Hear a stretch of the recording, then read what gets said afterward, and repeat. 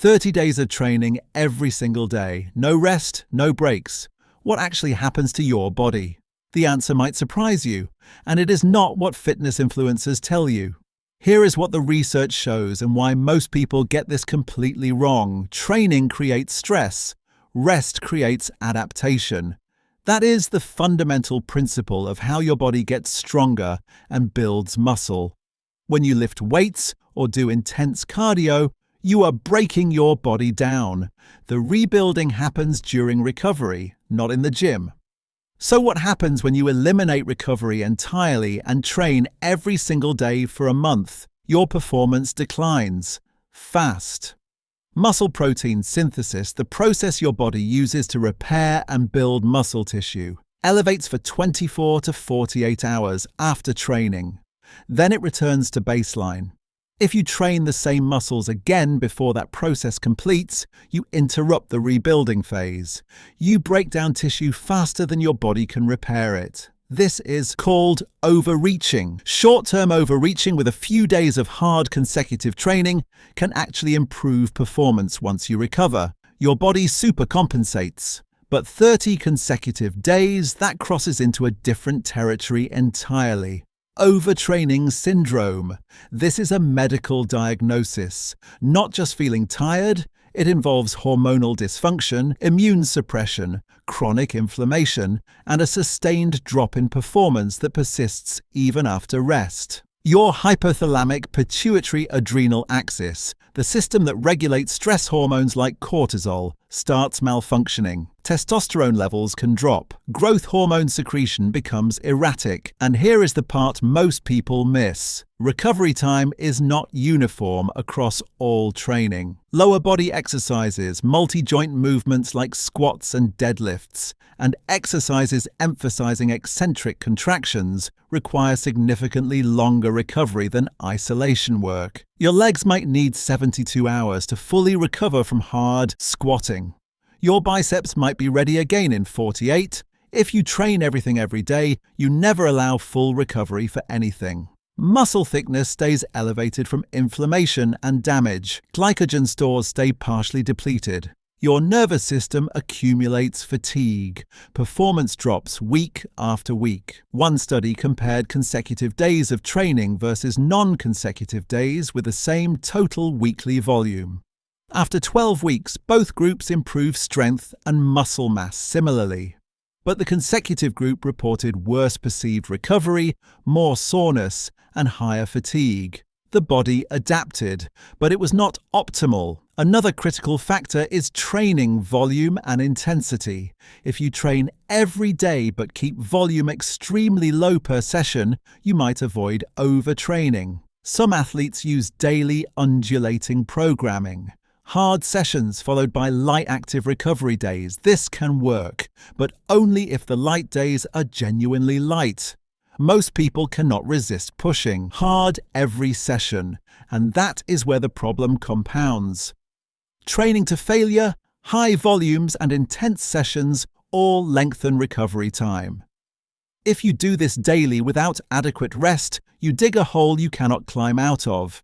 Systemic fatigue accumulates. Your resting heart rate elevates. Sleep quality deteriorates.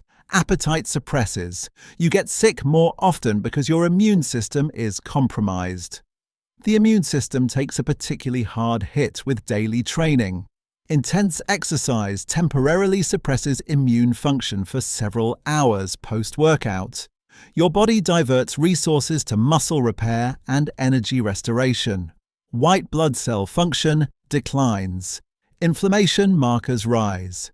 If you train again before your immune system fully recovers, you create chronic, low-grade immune suppression.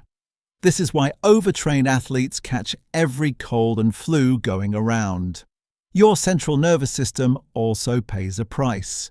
The nervous system controls muscle contraction through motor unit, recruitment, and firing rates. Heavy training, especially with explosive movements or maximal lifts, taxes the nervous system heavily. Neural fatigue manifests as decreased force production even when muscles are not physically damaged. You feel weak. Coordination suffers. Reaction time slows. Unlike muscle tissue, which recovers relatively quickly, the central nervous system requires longer recovery periods. Some research suggests neural fatigue can persist for 72 to 96 hours after intense training.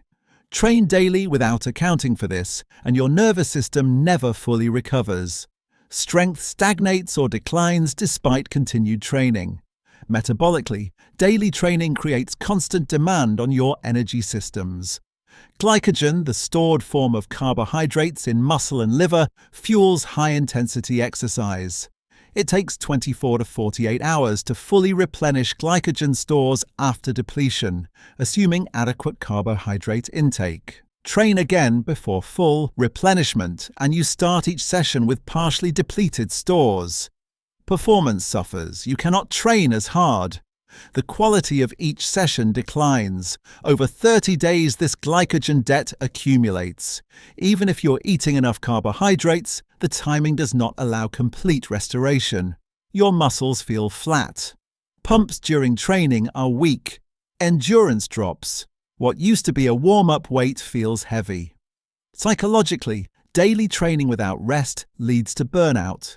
The motivation that drove you to train every day disappears. Workouts you used to enjoy feel like torture. You drag yourself to the gym out of obligation, not desire. Performance continues declining, which creates more stress and frustration. Mental fatigue compounds physical fatigue. But some people do train every day successfully. How? They rotate muscle groups meticulously. Upper body one day, lower body the next. They keep individual sessions short. They manage total weekly volume carefully. They listen to their body and back off when needed. And critically, they periodize. They do not train hard every single day. They incorporate deload weeks where volume drops significantly. Even elite athletes who train twice daily do not train the same systems every session. Morning might be technical skill work, evening might be strength, or one session is high intensity and the other is low intensity active recovery. They structure training to allow specific systems to recover while others are stressed. For someone attempting 30 consecutive days of training without this structure, the outcome is predictable. Week 1 you feel fine, maybe even good. Adrenaline and novelty carry you through. Week 2, performance starts declining. Soreness lasts longer. Sleep gets worse. You need more caffeine to feel alert. Week 3, you are fighting just to complete workouts. Weights that felt light now feel impossibly heavy. Motivation crashes. Week 4, your body is breaking down faster than it can repair. Injuries become likely. You are weaker than when you started. The research is clear. Muscle protein synthesis returns to baseline 48 to 72 hours post-training. Training the same muscle again before that window closes reduces the total growth stimulus. You are better off training each muscle 2 to 3 times per week with full recovery between sessions than every day with constant partial recovery. Rest days are not optional. They are where adaptation happens. Training provides the stimulus. Food provides the building blocks. Sleep and rest allow your body to actually rebuild stronger. Skip rest, and you short-circuit the entire process. If you must train daily for mental health or habit reasons, rotate muscle groups carefully. Keep some sessions very light. Prioritize sleep and nutrition even more than usual. And most importantly, schedule full deload weeks every 4 to 6 weeks where volume drops by 50% or more. Your body is not a machine. You cannot run it at maximum capacity indefinitely without breaking it. 30 days of training every day will not make you stronger or more muscular. It will leave you weaker, more fatigued, and further from your goals than if you trained intelligently with planned rest. Train hard. Recover harder. That is how you actually make progress. Subscribe for more content that separates what works from what influencers claim works.